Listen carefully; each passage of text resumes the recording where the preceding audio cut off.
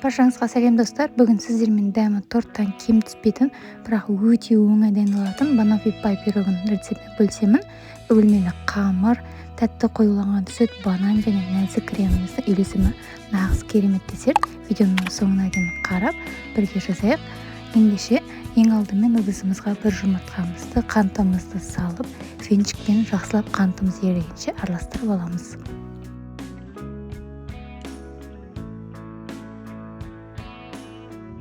Бөлме температурасындағы сары майымызды салып, үстіне електен өткізілген ұнға бір шай қасық разырақ етелімізді салып, барлығын жақсылап араластырып, жұмсақ қамыр елейтін боламыз.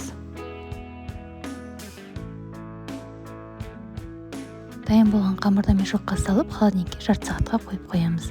Жарты сағат өткеннен кейін табағымызға осылай қолымызбен жайып шығатын боламыз.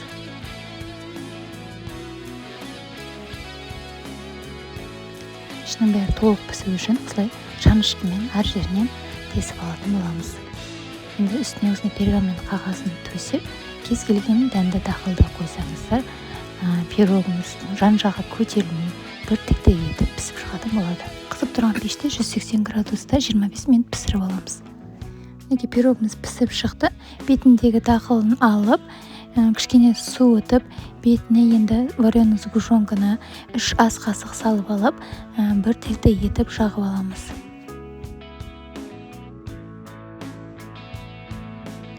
Бананымызды дөңгелек етіп, ұзыншалап кесіп аламыз.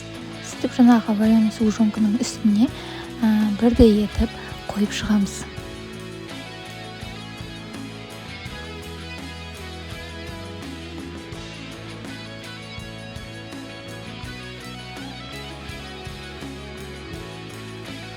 Енді кремін дайындаймыз.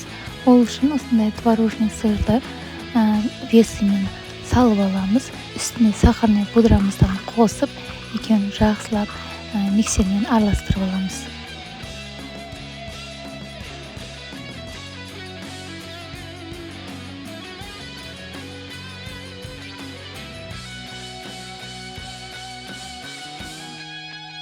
Творожный сырымыз бен сахарный пудрамызды жақсылап араластырып алдық. Енді 30% сливкімізді де қосып, тағы да үшеуін жақсылап миксерлеп аламыз. Енді дайын болған кремімізді арнайы осындай кондитерский мешокқа салып аламыз. Қалауыңызша бетіне кез келген өрнекті формаларды қойып алсаңыз болады.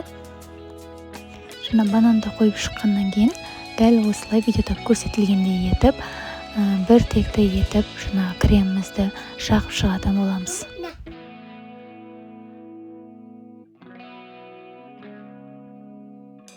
Әдемілік үшін какаодан да сеуіп қойсаңыздар, әдемі болып көрінеді.